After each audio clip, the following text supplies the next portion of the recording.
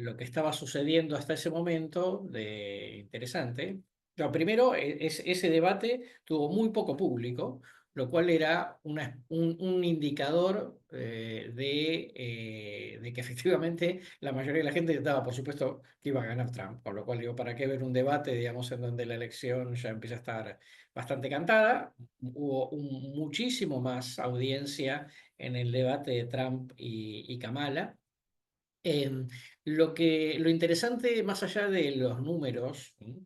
De un eventual triunfo de Trump en ese momento, unas cosas muy interesantes que estaban sucediendo y que va a haber que prestarle mucha atención de acá en la última semana, es que Trump estaba haciendo la mejor elección de un candidato republicano en la comunidad afroamericana en la historia de Estados Unidos, ¿no? Sí, como la señal, digamos, de que Biden inclusive tenía problemas en un público que habitualmente, digamos, le es muy fiel a los demócratas.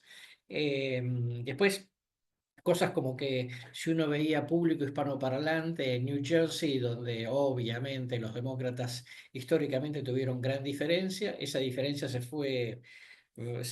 estuvo reduciendo a medida que fueron pasando las elecciones y definitivamente en abril de este año inclusive había una superioridad de Trump sobre Biden, lo cual era, digamos, ya medio como que cuando veías el voto segmentado, lo de Biden podía llegar a ser una catástrofe, ¿no? Sí, podía llegar a cambiar con muchos parámetros y o bueno, obviamente, digamos, al entrar Kamala en la votación, en la competencia, un detalle fundamental que era que se terminó la discusión sobre quién era el más grande y si uno tan grande iba a poder ser presidente, porque el que pasó a ser el más grande obviamente fue Trump. Y ese tema salió de la campaña y le tomó mucho tiempo a Trump terminar de sintonizar cómo tenía que atacar a Kamala, eh, porque efectivamente ella era más joven, tenía una experiencia, el tema afroasiático, digamos, ya le permitía poder tener buen desempeño en la comunidad afroamericana, eh, de la costa oeste, había sido fiscal, en fin, una cantidad de cuestiones que la pusieron, digamos, bien en competencia y le permitió recuperar bolsones tradicionales demócratas que estaban, digamos, que con Biden en la competencia estaban considerando seriamente votar a Trump. Muy bien, bueno, entonces, hecha esta pregunta, ahora vayamos ya a analizar de pleno lo que es la elección ahora con este escenario de Kamala versus Trump. Eh, ¿Cuáles estás viendo vos que sean los principales ejes de la campaña actual? O sea, ¿qué se está discutiendo? ¿Qué es lo que más importa para la gente en este momento en la campaña? O quizás no lo que importa para la gente, pero qué están discutiendo entre ellos. También puede ser que haya que hacer esa distinción. Eh, ¿Cómo la planteó cada candidato a la campaña? O sea, en qué se están enfocando y qué relato están tratando de construir. Y finalmente, bueno, qué dicen las encuestas respecto a los probables resultados. Bueno, la primera cuestión es que Trump terminó, digamos, concentrando,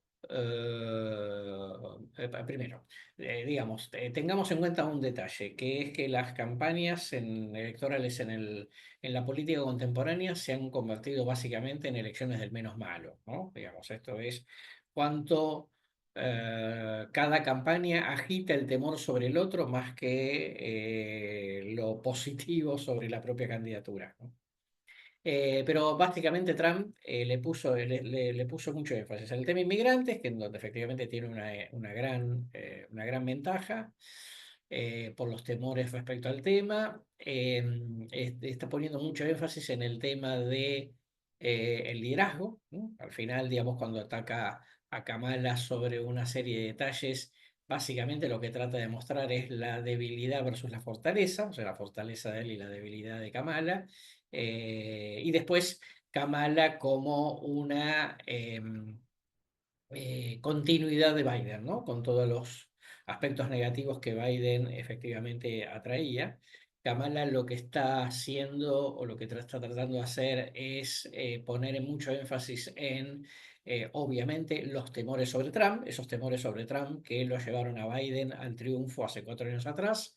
Está poniendo énfasis sobre todos los que tienen que ver con las cuestiones más sociales, ¿no? Más populares, el tema vivienda, el tema del seguro médico, etcétera, etcétera. Y por supuesto, digamos, está poniendo énfasis, digamos, también en esos aspectos más donde a Trump le cuesta más hacer pie. Eh, Uno es el tema del aborto, ¿no? Con el voto femenino, claramente. Y por supuesto, digamos, todo lo que tiene que ver con esta cosa de una especie de Trump que atrasa, ¿no? Frente a una Kamala que sintoniza más con las costas globalizadas. Digo, poniéndolo a Trump como una especie de gran peligro, ¿no? Como un gran autócrata que puede, digamos, llevar al mundo a muchos peligros. Eso por un lado. Las encuestas, hasta hace 24 horas atrás, por lo menos en el promedio del Real Clear Politics, se habían ido achacando, digamos, básicamente durante varias semanas. Kamala estaba más o menos teniendo una diferencia de entre 1,5 puntos y 2,5 puntos, lo cual, digamos, no le garantiza el triunfo, pero bueno, eso obviamente le da como más posibilidades. Eso se fue achicando hace escasas 24 horas atrás, ya el promedio estaba dando 0,5, solo 0,5 a favor de Kamala, y en los estados claves estaba ya la diferencia era prácticamente un empate técnico. Y ahora, si ustedes entran ahora al Real Clear Politics, se van a encontrar por primera vez después de que Kamala se inscribió su candidatura, se aprobó su candidatura en la Convención Demócrata, por primera vez un Trump con 0,5 por encima de Kamala, y ya directamente en todos los estados claves con una diferencia que no es muy grande, es de un promedio de 1%, pero que ella en todos los estados claves Trump está arriba. Como sabemos que todo esto depende del colegio electoral, y por supuesto, digamos, hay muchas interrogantes respecto a las encuestas, de cuánto hay un voto oculto, ¿m? Para un lado o para el otro, que no, digamos, imposible de saber a esta altura. Pero bueno, por el sistema electoral, claramente, en estas condiciones, la probabilidad de triunfo de Trump es más alta que nunca desde que Kamala entró en la competencia. Muy bien.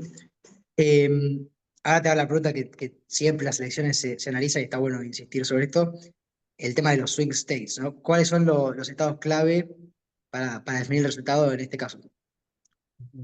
Bueno, a ver, en primer lugar, digamos, tengamos en cuenta que vamos a volver a depender de lo que, digamos, habitualmente se llama el cordón, el cinturón oxidado, ¿no? Del norte, que eran, recordemos, estados tradicionalmente demócratas, por su alto componente de working class, blancos, el caso Pensilvania, el caso Michigan, el caso Wisconsin. ¿M? Y esos estados ya estuvieron, digamos, levemente a favor de Trump, que fue lo que le permitió finalmente ganar esa elección en el colegio electoral, aunque por votos había sacado más votos Hillary. Y después, digamos, tres o cuatro, digamos, estados que ya no forman parte del cinturón, ¿no? Como el caso North Carolina, el caso Arizona, el caso Georgia, ¿no? 6 o 7 estados, digamos, que están ahí en el filo de la navaja.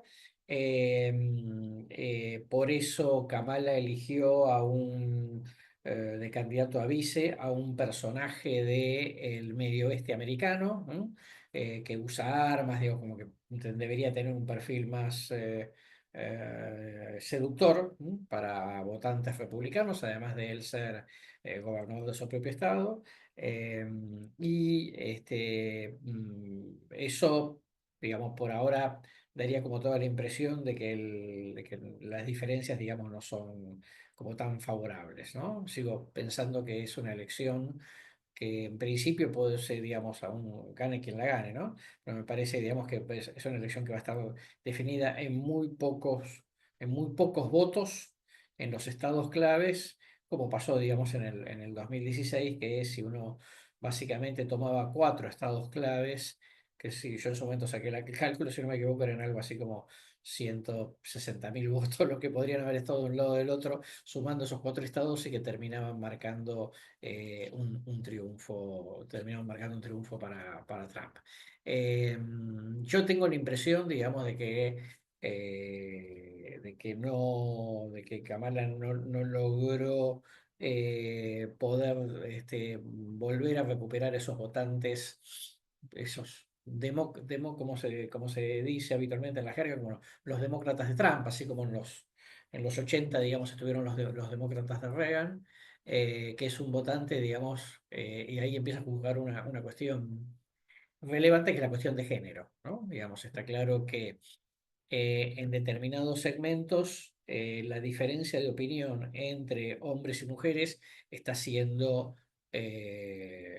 marcando unas diferencias más profundas que nunca en los últimos años, ¿no? Es como que uno podía notar un votante masculino, sobre todo un votante masculino un poco más, este, que es un poco más joven, que siempre fue un poquito más conservador, y una mujer, digamos, un voto femenino un poco más progresista, llamémosle, más liberal, y eso en los últimos años, esa diferencia se super amplió, ¿no? No es solamente un fenómeno de Estados Unidos, es un fenómeno que se registra en varios lados y que hoy hace, por ejemplo, que cuando se considera el voto afroamericano, claramente, digamos, Kamala arrasa en el voto femenino, pero Trump no está haciendo una mala elección en el voto negro masculino, ¿no? Que claramente, digamos, el tema esta de las identidades un poco más conservadoras o un poco más liberals está claramente haciendo una diferencia. Y esto nos lleva a toda una reflexión sobre que los segmentos van mutando a lo largo del tiempo, ¿no? Ya no son segmentos que tienen un comportamiento claro históricamente, sino que precisamente tenemos que estar atentos a que de la elección en elección determinados segmentos puedan ir modificando su tendencia de voto. Ok, aprovecho y agrego una más, una pregunta más no planteé originalmente. Ya que mencionaste el tema de Tim Walz y el tema de los demócratas de Trump, primero agarro lo segundo. También está viendo una especie de republicanos de Kamala, ¿no? O sea, yo vi el tweet de Schwarzenegger hace poco y sé que hubo otros. Qué tan importante o qué rol le adjudicás a ellos, digamos? ¿Hay algo para decir al respecto de eso? Sí, a ver, lo interesante ahí, el primer dato, la primera concepto interesante, digo, más que dato, es este tema de que viste que cada vez se empiezan a como a cruzar más, ¿no? ¿No? Porque vos mencionabas claro, y es interesante, porque eso significa, digamos, esto no lo vimos en clase, un mercado cada vez más desregulado, ¿no? Digamos, en donde McCain dice, no, bueno, en realidad me parece que es Kamala, Mitt Romney dice, me parece que a mí es Kamala, Pence, el ex vice de Trump, dice, me parece que no hay que votar a Trump, el jefe de gabinete de Trump dice, yo no lo votaría, bueno, ese tipo de cosas, digo, que nunca sucedían, ¿no? Si bien es cierto, Estados Unidos siempre fue, en términos de identidades partidarias, muchísimo más lábil, ¿no? Que, digamos, en general, los sistemas de partido europeos desde ya. Eso, digo, conceptualmente me parece interesante de marcar en el punto en el cual eh, las disciplinas partidarias se rompen, ¿no? O pueden mutar en función del contexto y de las candidaturas, ¿no? Eso por un lado. Luego, siempre esas cosas, viste que son bastante relativas para mi gusto, porque van como a determinados núcleos, ¿no? Digamos que son como más ¿cómo llamarlo? Menos duros, ¿no? Más blandos. Y además, porque Trump corre el fenómeno Trump, digamos, no Trump, no solamente Trump ahora, obviamente en el 16, ha corrido un poco los parámetros de debate ideológico en Estados Unidos, en el sentido de que los republicanos devotos del libre mercado, de la mano de Trump, son muy proteccionistas, ¿no? Se suponía Ujú. que no tenía que ser así.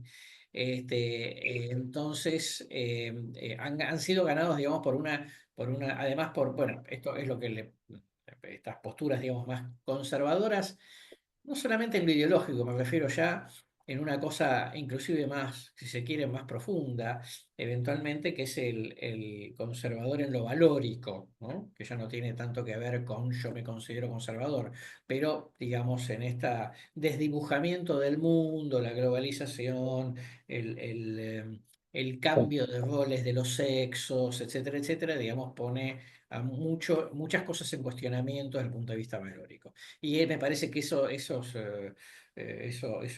virajes que ha hecho el propio Trump eh, lo ponen, digamos, en esta situación muy competitiva. Entonces, me parece que no, yo no le prestaría como tanta atención, porque entonces, cuántos votos pueden tener esas expresiones, pero teniendo en cuenta que si se confirma que va a ser una elección muy finita, ¿no? Digamos, que se va a definir por muy pocos votos en algunos estados claves, entonces esos bolsones pueden llegar a incidir, ¿no? No solamente nos vamos a enterar, digamos, el martes, pero me parece que es como cuando vos tenés una elección muy, muy competida, tenés que jugar al fleje todo el tiempo, ¿no? Es decir, entonces, bueno, si Mitt Romney no sirve, bueno, que venga Mitt Romney y diga que es mejor Kamala, ¿no? No sabés cuántos votos van a hacer, pero empezás a agarrar Claro, todo lo que venga como para empezar, digamos, a generar unas polémicas, ¿no? Dentro de la propia campaña. bien, claro, sí, todo te sirve, digamos. Entonces, Y habías mencionado a Tim Walz, yo ahí te iba a preguntar el tema de el rol que los vicepresidentes los candidatos a vicepresidentes tuvieron para la fórmula y la importancia que van a tener para la elección. O sea, la parte de la importancia para la fórmula me refiero, por ejemplo, al hecho de que mientras que Trump había elegido a Mike Pence la vez anterior, que era de otro sector dentro de los republicanos, parece ser como que ahora eligió a uno que es totalmente trumpista, digamos, y está unificando la candidatura republicana en una sola vía de los republicanos. O sea, está dominando más el partido que antes. Entonces ahí la pregunta sería, y en el caso de Tim Walz mismo, ¿qué rol juega el vicepresidente para la construcción de la fórmula y qué dice sobre el partido, digamos? Y por otro lado, ¿qué tan importante va a ser para la elección ese vicepresidente que cada candidato eligió? bien. De vuelta, acá es fundamental, no es que el candidato avise traiga muchos votos, sino que pueda penetrar en segmentos claves, en nichos claves, ¿no? Por eso el candidato a vice de Trump es un candidato de blancos pobres, ¿no? Que es lo que efectivamente puede disputar Trump en los estados del cinturón oxidado, los estados industriales, precisamente porque los que se quedaron en banda, por decirlo así vulgarmente, son working class blancos, ¿no? Que han pasado a ser gente que quedó, como digo yo, un poco colgado del pincel, ¿no? En todo este proceso de globalización. Con lo cual, bueno, va a elegir eso, va a elegir, digamos, un personaje específicamente para un nicho. Si después, digamos, el tipo en el resto del voto republicano obtiene algo o no, no importa tanto porque está como muy dirigido a qué me falta para ganar. Y Kamala hizo lo contrario, exactamente lo contrario, digamos. O sea, los dos tomaron decisiones muy estratégicas en su función de nichos, ¿no? Para Kamala, mujer, obviamente un hombre, ¿no? Digamos, porque no solamente, digamos, es una mujer, sino que además, eventualmente, si gana, sería la primera mujer en la historia de los Estados Unidos. Esto ya marca una diferencia. Encima, afroasiática, digamos, ni siquiera afroamericana, digamos, una cosa, digamos, bastante particular.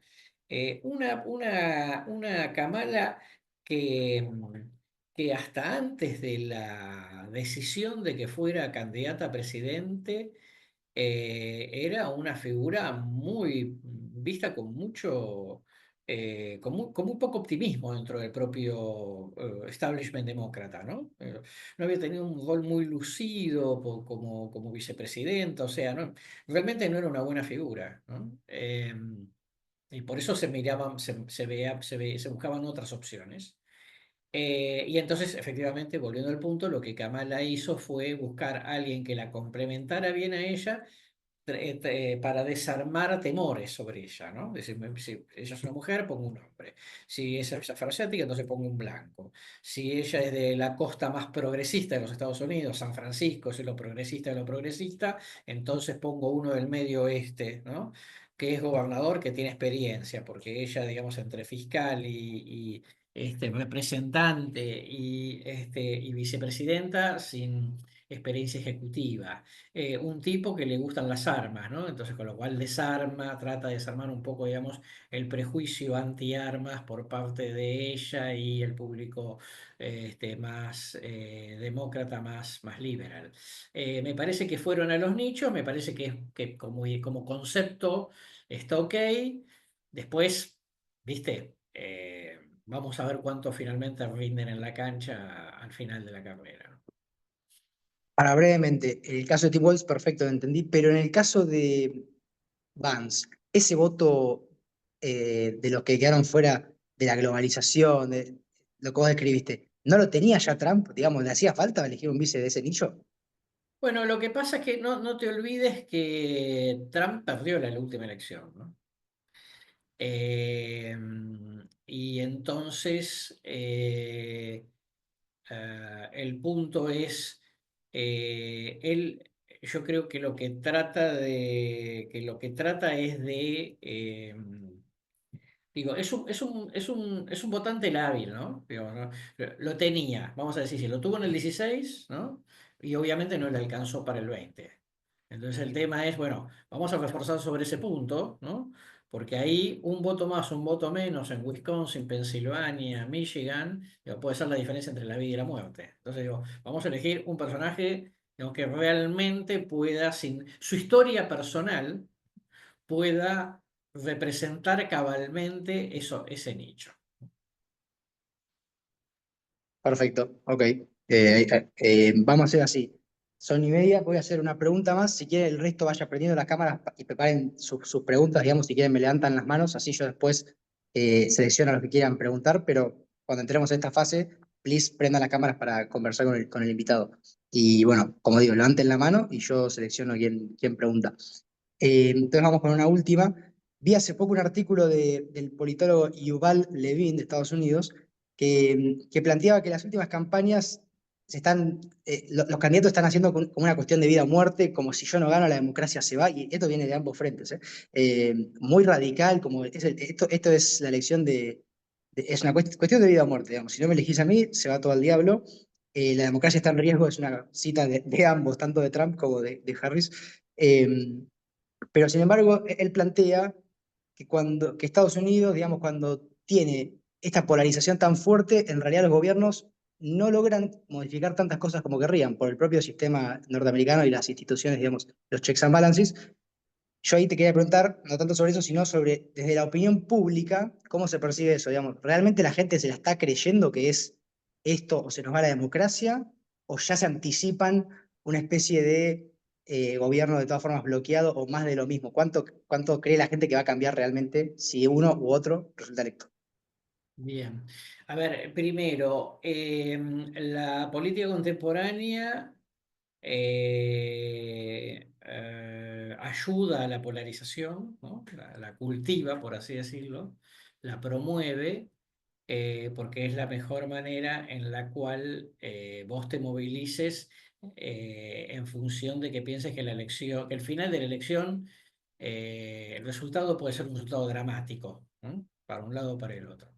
Entonces, al final, bueno, la última elección, la elección del 20, fue una elección particular porque Trump sacó más votos en términos nominales que en el 2016, pero aún así perdió la elección. ¿Por qué? Bueno, porque fue a votar muchísima gente que creyó que era dramático, ¿no? si no ganaba Biden, o si era dramático si ganaba Trump. Entonces te diría, está claro que el drama moviliza y puede ser efectivo, ¿no? Para que no te quedes en tu casa. ¿No? Eso por un lado, o sea, viste como una cosa que nosotros siempre digo es, yo lo veo en los estudios, veo opiniones de la gente, pero, pero preferiría, digamos, también analizar qué finalmente hace la gente. O sea, porque, digamos, me parece que el tema de las conductas termina muchas veces relativizando un poco lo que la gente dice en los estudios. No sé, como que la gente fuera un poco menos polarizada en el estudio, pero fuera más polarizada en la realidad. Eso por un lado. Luego, creo que Estados Unidos está más polarizado que nunca, ¿no? O sea, que ya no importaba mucho si Biden tenía un tono menos polarizado, menos agresivo, menos confrontativo, etcétera. Está claro, digamos, que la sociedad se polarizó mucho, ¿no? Y de hecho, hay un libro muy interesante de un columnista del New York Times que se llama eh, por qué estamos polarizados, ¿no? Y hace todo un análisis histórico. La sociedad americana no era así hace 50 años atrás, digamos, casi que se decía que había tan poca diferencia entre los partidos que era todo medio aburrido, que había solamente cuestiones de matices. Bueno, esa cuestión de matices se fue perdiendo con el tiempo, ¿no? Y por lo tanto, está claro que es, no, es una cuestión, es una gran elección de identidades políticas, ¿no? No tanto, digamos, de cuestiones partidarias, ¿no? En el sentido, digamos, de con qué sistema de valores cada uno se conecta y que ese sistema de valores cada vez tiene menos puntos en común con el sistema de valores del otro bando. ¿No? Entonces, obviamente, la lógica del drama está claro que funciona mejor porque son sociedades que tienen menos denominadores comunes que nunca en la historia. Buenísimo. Bueno, como les digo, a partir de acá abrimos a preguntas del público, así que por favor, levanten la mano para preguntar si pueden prender las cámaras mejor. Mientras estoy leyendo una que dejaron en el chat, pero bueno, si van a preguntar, sobre todo por respeto también al invitado, prendan las cámaras de ser posible. Eh, Julio Gómez pregunta, dice que no tiene cámara, pero pregunta, ¿qué influencia esperar a futuro desde Latinoamérica? Tanto si gana Trump como si gana Harris. Mira, hay un detalle que vos preguntaste y que yo me olvidé de, pero que tiene que ver, pero voy a tomar porque tiene que ver con esto. Si uno ve hoy el Real Clear Politics, da la impresión de que no solamente existe una probabilidad mayor a que gane Trump, más allá de la diferencia, sino que además tiene la posibilidad de llevarse las dos cámaras. ¿No? En el mundo de las empresas y la economía internacional, le están teniendo un gran temor a que, más allá de que gane quien gane, lo que no quieren es que el que gane se lleve las dos cámaras. ¿No? ¿Por qué?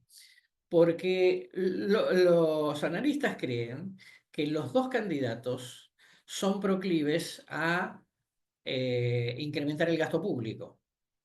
Y eso va a significar un mayor déficit fiscal. Y eso puede significar una presión inflacionaria y eso va a presionar sobre el incremento de las tasas de interés. O sea, como que esta tendencia a la baja, bueno, vuelve, retome. En el caso particular de Trump, Trump además anuncia un proteccionismo. Eso supone que va a tener una consecuencia negativa sobre la inflación de Estados Unidos, ¿no? Y que por lo tanto, digamos, además, si llega a controlar ambas cámaras, o sea que no tendría como el balance, ¿no? Entonces podríamos vernos en un país que tiene más inflación y que por lo tanto va a haber que subir las tasas, porque hay que combatirla, digamos, más o menos rápidamente, es lo que la Reserva Federal hace. Este es un detalle importante porque, en función de la pregunta de Julio, porque primero, Estados Unidos proteccionista es un dolor de cabeza para los que producimos, los que exportamos materias primas, que compiten con materias primas que producen los propios Estados Unidos. Sí. Gran dolor de cabeza de Argentina es que Argentina era maravillosamente complementaria con Gran Bretaña y después ya compite con Estados Unidos, ¿no? Porque Estados Unidos hace algunas cosas igual que en Argentina. y mejor, obviamente. Entonces, si el que gana no tiene, no solamente en el caso de Trump se vuelve proteccionista, sino que además el que gana va a tender a hacer un mayor gasto público, con lo cual incrementaría el déficit fiscal. Eso puede llevar a una reacción de incrementar las tasas por parte de la Reserva Federal y eso para América Latina es una mala noticia porque aprecia el dólar, le quita competitividad a las materias primas de exportación, y eso para Argentina es particularmente negativo porque obviamente somos de las situaciones económicas más débiles de la región, más allá de que estemos bajando la inflación, etcétera, etcétera. Entonces yo digo, que gane uno u otro no me parece que haga diferencia, ¿no? Me parece que la diferencia es muy chica. Hoy hay un lindo artículo de la profe, directora de la Sí, carrera de Connie Massina. Economía. Claro, en Clarín, que dice esto básicamente, si gana uno u otro no va a haber mucha diferencia. Yo creo lo mismo. Me parece que respecto al tema China, además, hay algo más parecido a una especie de política de Estado, que esto es, hay que Ujú. competir con China, hay que limitarlo, hay que ser más proteccionista con China, bla, bla, bla, bla, bla, bla, la preocupación por la incidencia en América Latina, etcétera, etcétera. Lo mejor que nos podría pasar es que el que gane no tenga mayoría en ambas cámaras, de manera que tenga límites para incrementar el gasto público, de manera que no haya presión inflacionaria en Estados Unidos, de manera que la Reserva Federal no se vea tentado a volver a aumentar la tasa.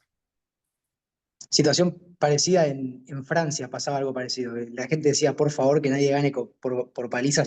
Hay un gobierno bloqueado y el que menos Claro, gobierna, mejor.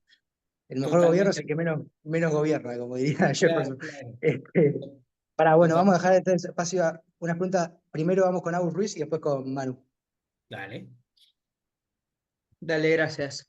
Carlos, quería yo preguntarte para Argentina, porque explicaste para América Latina, pero para el actual gobierno de Javier Milei y no solo del gobierno, sino en general en la Argentina para los espacios políticos, ¿les conviene algún candidato en términos no tanto ideológicos, sino en- a nivel país, como si les conviene algún ganador? Mira, primero.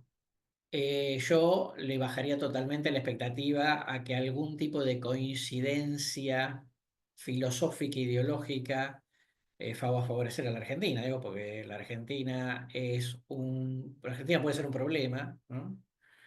Con lo cual no es muy simpático, digo, tener que un personaje al que queda tanto hay que andar ayudándolo para que salga una crisis.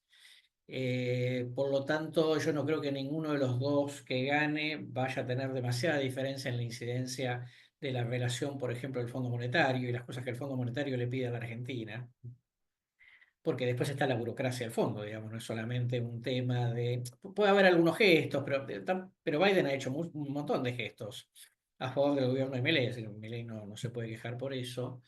Eh, yo creo que el proteccionismo en Estados Unidos no es una buena noticia para la Argentina, en este caso particularmente para Milei, porque es el que está gobernando, ¿no?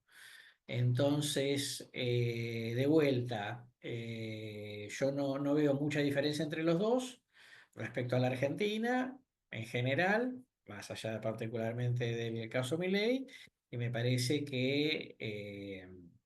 este, que si Estados Unidos se vuelve proteccionista, bueno, nosotros estamos en problemas, digamos, porque efectivamente va a tender a proteger, digamos, a varios sectores en donde la Argentina es competitiva, pero digo, si vos querés ser proteccionista, por muy competitivo que seas, digamos, tarde o temprano no va.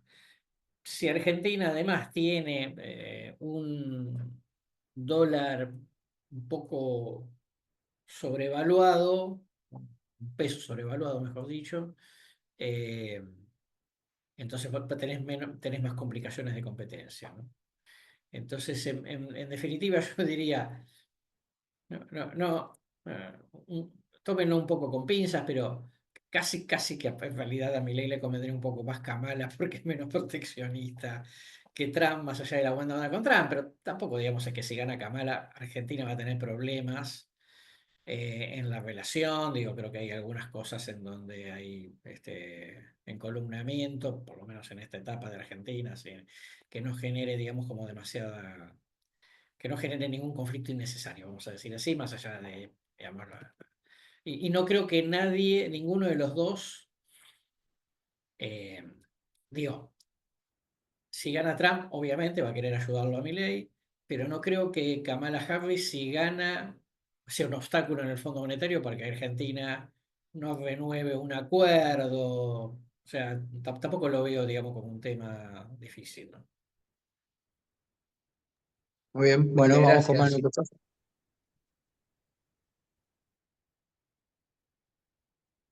Buenas, gracias por estar, Carlos. Mi pregunta era una o dos, que son, por un lado, ya sacando lo que es el aspecto económico de los votantes en Estados Unidos, eh, ¿cuál fue el nivel de a favor de Trump que tuvo el intento de asesinato? ¿Qué tanto se vio eso en las encuestas y qué tanto lo ascribís ahora a este aumento de sus probabilidades en las encuestas? ¿Y qué hace que un intento de asesinato, suponiendo que este fue positivo para Trump, sea eventualmente efectivo? Porque acá nosotros tuvimos hace poco también un intento de asesinato y yo creo que no movió prácticamente el perímetro. Y así, no sé, en un montón de países tenemos este tipo de casos. A ver, primero yo no vi, digamos, ningún movimiento significativo con el intento de asesinato de Trump, ¿no? Eso en primer lugar. Segundo, bueno, digamos, cuando una cosa se empieza a repetir, siempre empieza a generar interrogantes, ¿viste? Respecto de cuánto, digamos, son realmente intentos de asesinato y cuánto hay, digamos, un poco un cierto condicionamiento, ¿no? O una duda. En sociedades más polarizadas, como las que estamos describiendo, y donde el centro se achica mucho, ¿no? Y los matices se diluyen, el que está del otro lado tiende menos a conmoverse si a vos trataron de asesinarte, ¿no? Cosa que en América Latina por ahora, digamos, yo te diría que eso, pero de todas formas, ¿no? Es buena tu observación, porque digo, vamos a llamarlo así, desgracias personales, ¿no? En algunos casos y otras situaciones en intento de asesinato que es bastante distinto porque generalmente ahí hay, digamos, por lo menos alguna tensión política puesta en juego. Y yo coincido, digamos, en Argentina, digamos, el intento de asesinato a Cristina no movió el amperímetro, ¿no? Amén de que dejó muchas dudas la investigación, el rol de la custodia, bueno, todo no ayudó, pero definitivamente no movió el perímetro, no se produjo una corriente de solidaridad con Cristina, ¿no? Por parte de los que no la votan, por supuesto, eso desde ya. Entonces, a mí me parece que esas cosas, eh, digo, no dudo de la veracidad, digamos, del intento de asesinato, pero me parece que precisamente en estas sociedades polarizadas eso queda como muy diluido, ¿no? Como si lo rebajaras con agua, y el impacto, digamos, es mucho menor que si se produjera, digamos, se hubiese producido en situaciones más normales. Digo, por ejemplo, el atentado de Reagan en los 80, ¿no? Y obviamente tuvo otro tipo de reacción de la sociedad, pero bueno, pasaron 40 años. Bien. Bueno, en caso, no sé si hay alguna otra pregunta, no hay manos levantadas, pero si hay alguna otra pregunta y no levantaron la mano, sáquense el micrófono y adelante, ¿eh? No sé si tenemos alguna otra. Espero unos segundos. Si nadie hace, yo hago una más, pero espero unos segundos. A ver ahí. Joaquín, si querés sacar el micrófono y fíjate si te escuchamos, ¿eh? ¿Qué tal? Buenas tardes. Gracias. Bueno, Carlos, ¿qué tal? Muchas gracias primero por la gran presentación. La pregunta que tenía ganas de hacer es si vos ves que con la información preliminar que tenemos además de los sesgos esperables capaz del voto femenino, ¿qué condicionamientos sociales o, digamos, o socioeconómicos vos has visto a la hora de los votos o la manifestación del voto tanto a favor de Trump como de Kamala? Si has visto, por ejemplo, no sé, que la población más educada o menos educada votó a un candidato por sobre otro, o lo mismo con la pertenencia a distintos estratos socioeconómicos o distintas ocupaciones y demás. Mira, primero, hay, digamos, algunos parámetros que claramente se van a repetir, como en 2016 y 2020, que está claro, digamos, la diferencia entre las costas y el interior, ¿no? Eso, y no solamente eso, sino que además, vamos a decir así, los estratos de urbanización, ¿no?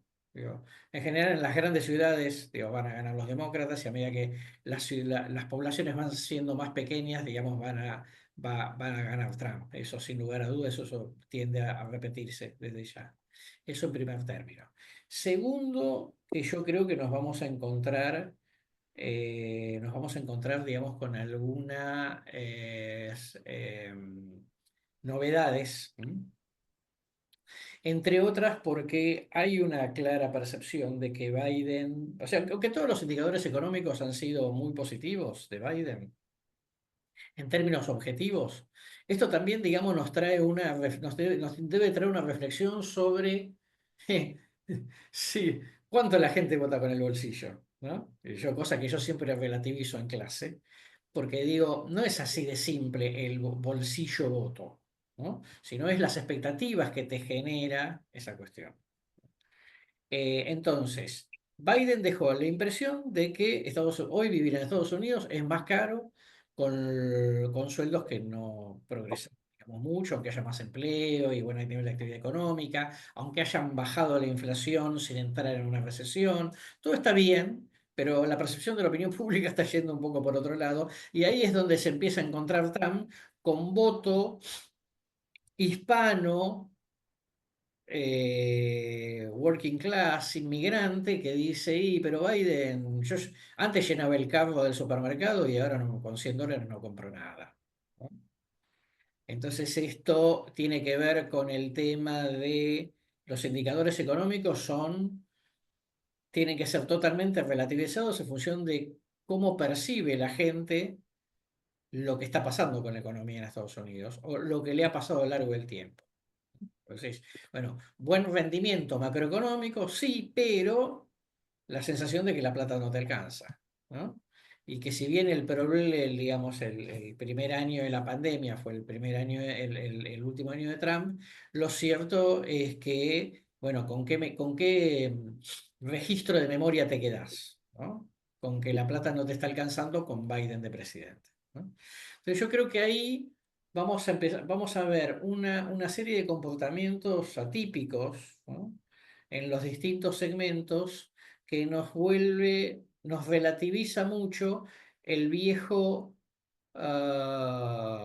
digamos, correlación de segmentos medio y altos, digamos, más votantes republicanos y segmentos bajos, digamos, o medio bajos, más votantes demócratas.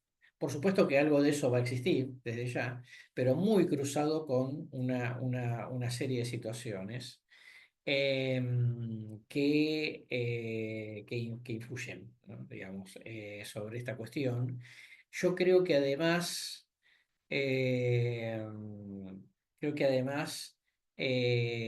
ahí empiezan a ver, digamos, como yo decía hace un ratito, nos vamos a empezar a encontrar con una serie de segmentaciones que no tienen que ver con lo sociodemográfico tradicional, que tienen que ver con estilos de vida, ¿no? Que hace que eso también sea una traducción de distintos sistemas de valores, ¿no? Tengan en cuenta dos o tres detalles. El primero es en Estados Unidos hace mucho tiempo, que todos los años el 10% de la población se muda, ¿no? Por razones profesionales, familiares, bla, bla, bla. ¿Ok? Es mucho, ¿no? Es mucho más que el otro lado, pero eso sucede hace mucho tiempo. Ahora, cuando vos te mudás, vos hoy tenés mucha más información para decidir dónde mudarte, además de el valor de la propiedad que vas a pagar, por supuesto, que en cualquier otro momento de la historia. ¿Mm? De manera que vos hoy, ¿a qué barrio te vas a mudar? Vas a querer mudarte en esta lógica polarizada y de de las burbujas y de menores denominadores comunes dentro de la sociedad. Es muy probable que elijas tu nueva casa en un condado, en un distrito, en un barrio, en donde vos sabés a quién vota la gente de ese barrio. ¿No? Entonces, cuando mucha gente que se muda refuerza la burbuja. ¿Mm? No es que te mudás solamente porque el barrio te guste, solamente porque te gustó la casa, etcétera, etcétera, sino que empiezan a estar, digamos, esos elementos. Entonces eso termina de agudizar la previa. Y yo creo que ahí, insisto, digamos, hay algunos estudios hechos, alguna investigación sobre, por ejemplo, parece mentira, ¿no? Pero correlación sobre tipo de vacaciones. ¿No? Vos vas a buscar una vacación más eh, donde en un lugar donde se habla otro idioma, tengan otras costumbres, haya turismo de aventura, etcétera, etcétera, o vas a ir al lugar tranquilo, conocido, donde te sientas contenido, etcétera, etcétera. Bueno, esas correlaciones están existiendo. ¿No?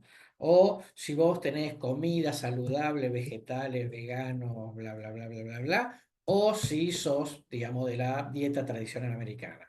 ¿No? Esas cosas están sucediendo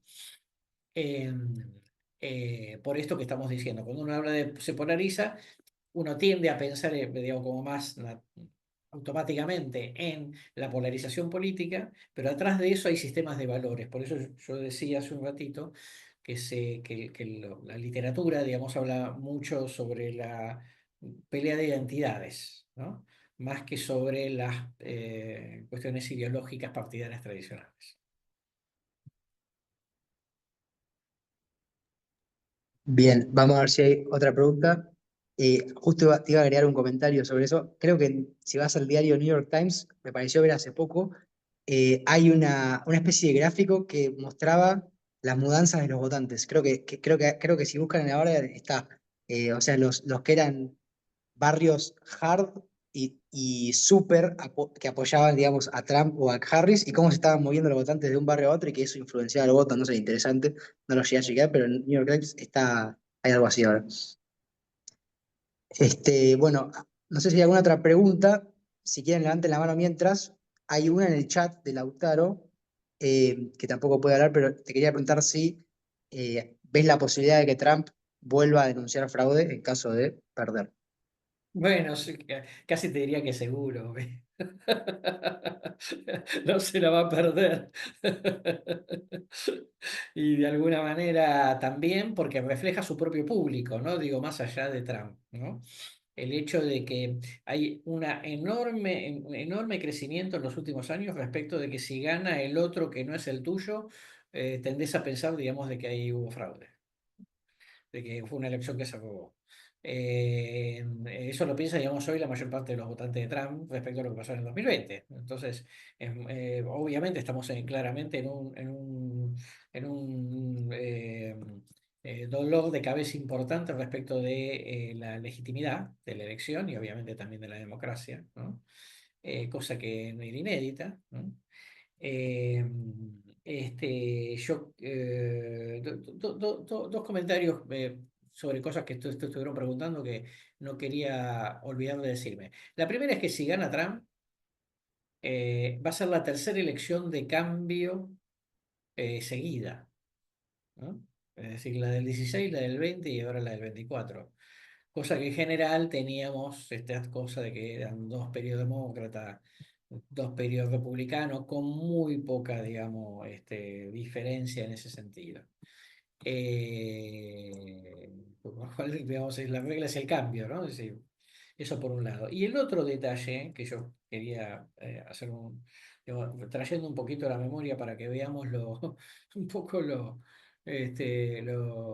complejo de esto, es que después de que ganó, en el 2012, cuando Obama es reelecto en una elección que se avisoraba difícil para Obama, porque, digamos, había una cantidad de indicadores de opinión pública, en donde muchos especialistas decían, la verdad es que con estos indicadores de opinión pública no debería ganar, pero, bueno, es Obama, es un personaje especial, etcétera, etcétera.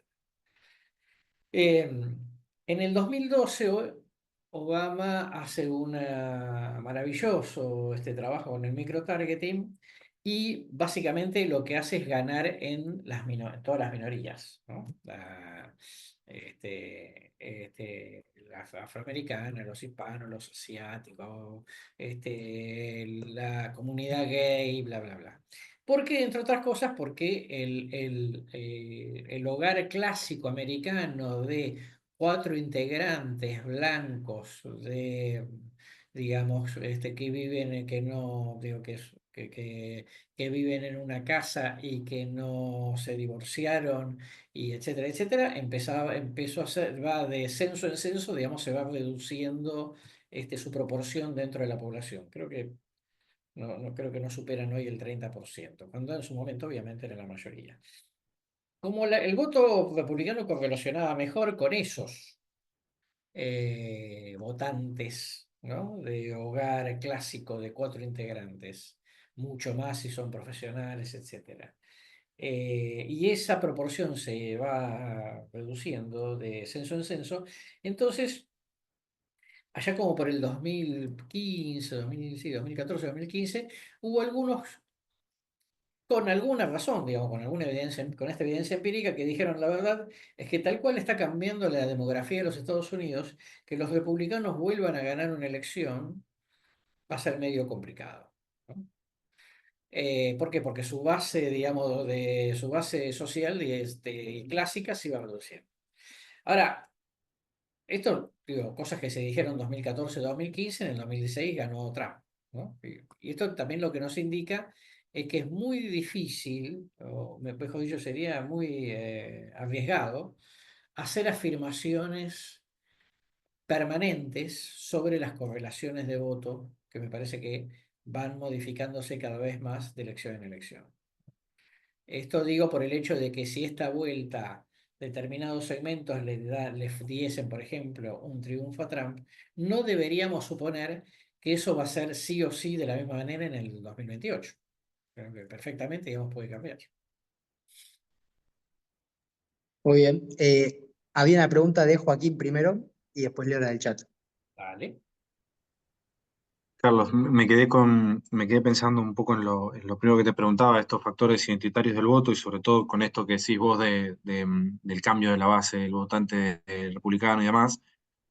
Yo lo que quería preguntarte es, respecto, digamos, de este factor identitario del voto, en esta elección particular, hoy, si vos lo decís, digamos, pensando en la campaña de Obama también del microtargeting, vos decís, bueno, lo esperable sería que en esta gane Kamala, digamos, si vos tenés una profundización digamos, del componente identitario del voto y una mayor facilidad del sector demócrata en llegar a esas identidades con, digamos, agendas específicas que Trump ni el equipo republicano jamás podría esbozar, decís, bueno, debiera ganar Kamala, digamos. Vos podés profundizar el componente identitario no económico del voto y ganar. Ahora, digamos, veo y voy tratando de seguir los acontecimientos de las elecciones de Estados Unidos, todo parece indicar contra la primera tendencia lógica que a mí me salía a pensar, decir, bueno, si el voto es tan identitario, debiera ser un voto más demócrata. Bueno, todo parece indicar que no, que el que se va a llevar el upper hand, digamos, en el voto primero identitario va a ser el republicanismo, capaz fruto de una especie de reacción conservadora y demás. Y yo quería preguntarte sobre este aspecto particular, ¿qué tanto ves vos que hay algo particular de Estados Unidos o directamente cultural, social, difícil de escindir digamos, de este nuevo funcionamiento de las democracias? No hace falta, digamos, hablar siempre de Argentina, pero acá en Argentina se vio muy claro, o sea, el voto a Milei no fue económico. Entonces, sí, bueno, ¿cuánto crees vos que hay para injerenciar o no injerenciar desde una campaña, del diseño de una campaña? O sea, si vos hoy fueras equipo demócrata de Kamala, decís, che, estamos perdiendo la batalla por el voto identitario y cuánto podés pelear o cuánto podés combatir esa tendencia a que ese voto identitario sea cada vez más conservador y cada vez más republicano o de derecha. A ver, a mí lo que me parece, diga, primero que pongámosle un cachitín de primero, lo que pasa en Estados Unidos, hay algunas cosas son muy específicas porque tienen que ver con un sistema presidencialista que es atípico en el mundo, ¿no? O sea, la mayor parte de las democracias avanzadas tienen regímenes parlamentarios, eso influye. El sistema de voto por distrito, ¿no? Para la composición de la Cámara de Representantes, el sistema del colegio electoral, que tampoco existe, digamos, en general eso es un voto directo, y un detalle que no es menor, que esto es gente que vive en un estado en donde, que es la gran mayoría, segura por lo menos 40 de los 50, en donde siempre gana el mismo partido, ¿no? Entonces vos lo que te encontrás es mucho, mucho votante del partido que no gana, que dice, ¿para qué voy a ir a votar si al final siempre va a ganar el mismo? Si no tengo ningún incentivo, ¿no? Entonces, ojo con este detalle, digamos, porque vos, de alguna manera, como que vas licuando un poco algo el sostén de la democracia, por lo menos en lo que tiene que ver con la participación. Dicho esto, yo creo que todo esto son condimentos importantes porque Estados Unidos tiene una lógica binaria, ¿no? Porque el sistema, aunque más no sea por el sistema de votación, lo lleva a eso. Y las reglas del colegio electoral lo contra refuerzan, ¿no? Porque, digo, perder por un voto fue todo al tacho de la basura, porque no llevas ningún representante al colegio electoral. Entonces, esos son elementos muy americanos, definitivamente. Ahora, eh, como tendencias que después van tomando coloraturas locales o nacionales, regionales, pero que la tendencia de la fragmentación, de la menor cantidad de denominadores comunes dentro de la sociedad, de la, del distanciamiento entre los distintos segmentos, sean, en este caso, por Estados Unidos estamos hablando de dos, digo, pero no sé, de tres o de cuatro, como puede pasar en algunos lugares de Europa, etcétera. Eso me parece que es tendencia global y que después, digamos, cada país y cada región va un poco adaptándolo, se va adaptando en función de usos y costumbres, ¿no? Obviamente el sistema parlamentario te genera una capacidad de contención que este presidencialismo de Estados Unidos, particularmente con estas reglas de juego, no te lo permite. Entonces diría, hay alto componente local. Estados Unidos, además, para un país muy del gueto, de los guetos, ¿no? En general. Y esto que yo estamos comentando de las burbujas barriales no hace más que incrementar la lógica del gueto, ¿no? Ya no por segregación racial, sino, digamos, por decisión voluntaria, ¿no? De los ciudadanos. Entonces, en este punto, yo digo, a mí me parece que, ojo, que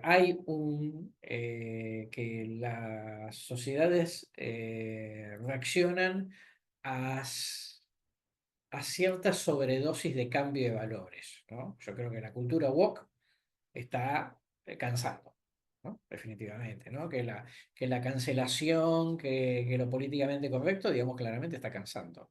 Que este tema que da lo mismo, digamos, el tema no binario, hay gente que se está cansando y está generando, digamos, reacciones que por ahí hace 5 años atrás, no digo 10, pero 5 años atrás, digamos, no tenían. Les digo yo, una pareja amiga de muchos años que vive en Alemania, que los visité ahora a principios de junio, decidieron desafiliarse de Netflix.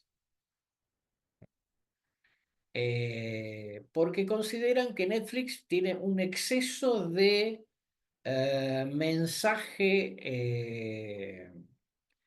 filo gay en su mirada, vamos a ponerlo en estos términos, ¿no? Y como que eso es una naturalidad, como que casi que está bien visto, casi como que tiene que ser así, etcétera, etcétera. Bueno, ellos que son cristianos un poco conservadores, no es que no lo ven, no es que no ven esas películas, directamente decidieron desafiliarse a Netflix. O sea, una postura bastante extrema, porque vos decís, bueno, yo no lo veo más y se acabó la historia. Bueno, no, les pareció que Netflix era un problema, ya no películas particulares. ¿Ok? Digo, lo pongo como ejemplo porque de gente que uno le conoce, digamos, en la historia personal, ¿no? Eh, este, digo, me parece que en todos los segmentos hay algo del otro que ya hace mucho ruido y que por lo tanto, digamos, tironea. Convengamos eh, eh, en que hay, vamos a decir así, una especie de sobredosis en distintas expresiones culturales que me parece que están generando como más reacción del lado conservador, por así decirlo, que del lado progresista. Ok, como estamos ya cerca de terminar, voy a juntar dos preguntas, una del chat y una final mía de un tema que me parece que también vale la pena mencionar. En Vale. primer lugar, Marcelo pregunta si ves algún riesgo de guerra civil. Eh, Perdón, ¿se me escucha? Sí, ¿no? Sí. Sí, sí, perfecto, perfecto. Si ves algún riesgo de guerra civil o secesión de algún estado, dadas las divisiones que hay, lo cual bueno, me parece un poco jugado, pero vamos a ver tu opinión. Y en segundo lugar, y ya para ir cerrando, el rol de los temas de política exterior en la mente de los norteamericanos o de los estadounidenses, ¿qué tanto está pesando? Hace poco había un artículo, no me acuerdo si era en Foreign Affairs o en Foreign Policy, que decía que no es que no les interese, pero les interesa más que nada la imagen de fortaleza o debilidad que proyecta Estados Unidos ante el mundo. No sé si estás de acuerdo con eso o no, si querés desarrollar. Y bueno, ya con eso vamos a ir terminando. Bien. Bueno, respecto al tema de guerra civil, hay una película hecha sobre el tema, ¿no? Que trata un poco de reflejar esa cuestión.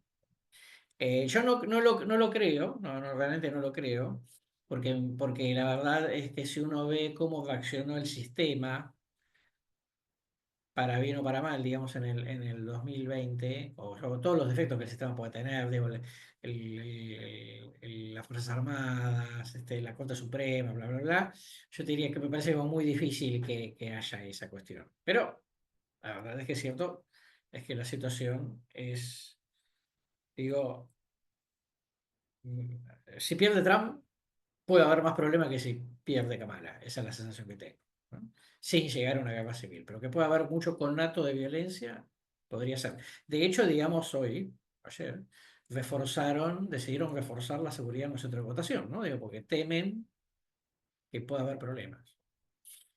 Eso por un lado. Eh, Luego, el tema de política exterior. Sí, yo no creo que la política exterior como la política exterior les importe, ¿no? Como tal. Pero acá hay dos cuestiones. Una, la que vos decís, ¿no? El tema del liderazgo, ¿no? Sobre el cual Reagan ya le sacó jugo, digamos, hace 40 años atrás, y obviamente, digamos, ahora el propio Trump con el Make America Great Again, digamos, va sobre el mismo pucho, ¿no? Y dice, bueno, eh, Kamala no tiene liderazgo, yo tengo liderazgo, ¿no? O sea, hay algo para, para Estados Unidos va a volver a hacerse respetar, ¿no? Éramos un país respetado, ya no lo somos, bla, bla, bla, ¿no? Nos tenían miedo, ahora no nos tienen. Irán nos tenía miedo, ahora no nos tiene miedo. Esas cosas que está diciendo en las últimas horas tienen que ver con eso, con el liderazgo. Con lo cual, digamos, la política exterior sería como una excusa para marcar, una excusa más para marcar liderazgo, ¿no? Y después tiene que ver con que no se olviden que, eh, que hay nichos que piensan que Estados Unidos perdió su soberanía y está invadido por las Naciones Unidas, ¿no? ¿Eh? Las milicias de Michigan, etcétera, etcétera. Bueno, es un tema, pero es un tema valorativo respecto, por eso, digamos, Trump eh, vituperan a las Naciones Unidas, digamos, ¿no? Y a muchos organismos internacionales, como diciendo, al final no podemos ser los Estados Unidos que queremos ser por culpa de otros que nos vienen a marcar la cancha, nos dicen cómo tenemos que pensar, etcétera, etcétera. Un elemento más que quiero agregar es el tema de la segmentación. ¿Por qué? Porque la política exterior importa más o menos en función de cómo te alude a tus identidades, ¿no? Entonces yo digo, ojo, viste que hay una discusión ahora, bueno, sobre el voto judío, siempre fue, digamos, relevante. Pero empieza a haber una discusión sobre el voto musulmán. El voto musulmán, digamos, estaba más cerca de Kamala, pero si Kamala, digamos, se vuelca, digamos, trata de no perder voto judío para no regalarle espacio a Trump, entonces hay voto musulmán, que ¿qué va a hacer? No va a votar, ¿no? Se queda en la casa, pierden votos demócratas en lugares claves, ¿no? Entonces me parece que ahí hay otro aspecto de la política exterior que también hay que prestar atención, que ya no tiene que ver, insisto, con la política exterior como tal, sino tiene más que ver con cuánto de las posiciones de los candidatos se siente como una amenaza para una identidad propia de origen. Bueno, buenísimo. Muchas gracias, Carlos, por la participación. Me pareció muy valiosa la discusión. Veremos cómo salen en un par de días los resultados y convalidaremos a ver nuestros pronósticos de hoy, qué tan ciertos o no.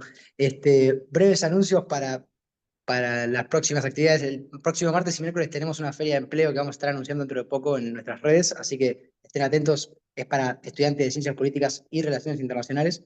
Van a venir varias empresas, entre ellos la consultora de Carlos Fara, por si también quieren ver, a ver un poco de qué se trata su consultora y las oportunidades que ofrece.